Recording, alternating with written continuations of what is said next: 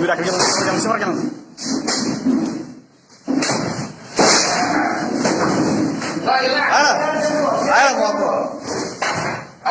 పవన్ కళ్యాణ్ లాగండి.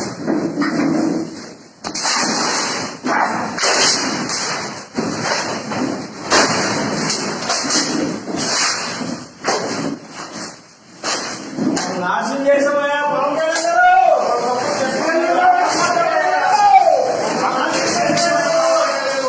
మమ్మల్ని నాశనం చేసామయ్యా పవన్ కళ్యాణ్ గారు.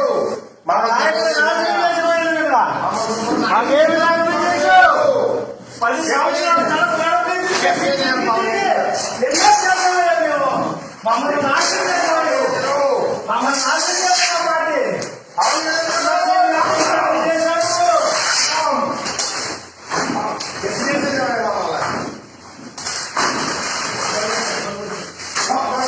పీకేమండి బాబు గారు బాగుందా మాట్లాడతా పీకండి. అయ్యా పవన్ కళ్యాణ్ గారు అది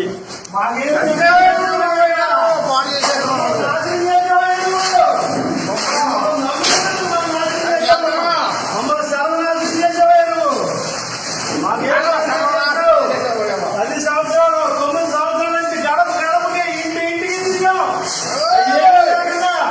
మమ్మల్ని నాశనం చేసావు. మిమ్మల్ని నమ్ముకున్నందుకు మాకు ఊరు పెట్టారు. మమ్మల్ని ఏ విధంగా చేసావు? మాకు మీ టికెట్ మీకు ఇచ్చేసాను. మీ పని మీరు చేసుకోండి అని చెప్పేవయ్యా నువ్వు. ఈవేళ బండ టికెట్ ఇవ్వకుండా మమ్మల్ని నాశనం చేసి నన్ను రోడ్డు మీద ఎక్కించవయ్యా నువ్వు. మా పార్టీని నాశనం చేసావు. మమ్మల్ని బండారు సింగారు ఇవాళ ప్రతి గడపకి ప్రతి ఇంటికి 2 9 సంవత్సరాలు 4 సంవత్సరాలు 3 సంవత్సరాలు శాఖ దాటిగా చేతనే ఉన్నారు. సేవ వరుణేమన్నారు, ఇంకోటేమన్నారు, అందరూ ఇళ్ళలో కాకున్నారు. టైంలో కూరగాయలు ఇంటింటిలో ప్రతిదీ ఇచ్చి సేవ చేశారు. అలాంటి నాయకులు టికెట్ ఇవ్వడం మానేసి ఎక్కడో తెలుగుదేశం పార్టీ టికెట్ ఎత్తుపెట్టయ్యా. 9 సంవత్సరాలు ఏక దాటిగా రోడ్డు మీద నుంచి ఏ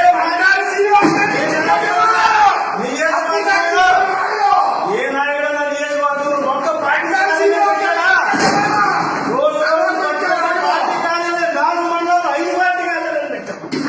మాకు చేసింది ఏం చేశావు?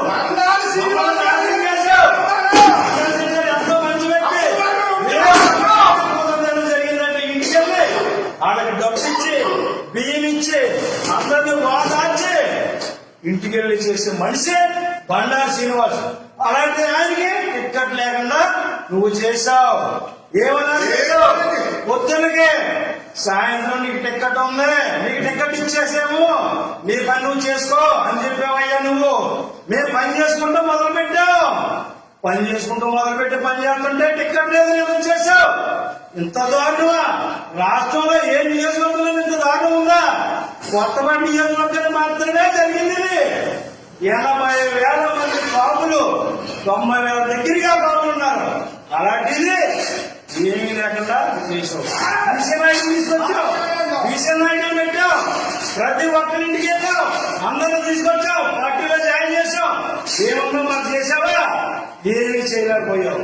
ఈవేళ బండారు నిస్సహాయంతో వచ్చిపోయావు. ఆయనకి న్యాయం జరగాలి.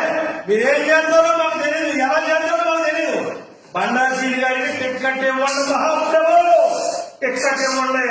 ఆయన టిక్కెట్ ఇస్తే మేము ఓట్లేసి గెలిపించుకుంటాం. గెలిపించిన కొత్తపల్లి నియోజకవర్గాన్ని మీకు గిఫ్ట్గా తెచ్చి అప్పగిస్తాం. బాధ్యత మాది. ఎంతో మంది ఉన్నారు బీసీ నాయకులు, కొత్త నాయకులు అందరూ మన దాంట్లో జాయిన్ అయ్యి మీకు మేము సేవ చేయడానికి సిద్ధపడ్డాం. కానీ మీరు టిక్కెట్ ఇవ్వకుండా మమ్మల్ని నాశనం చేశారు.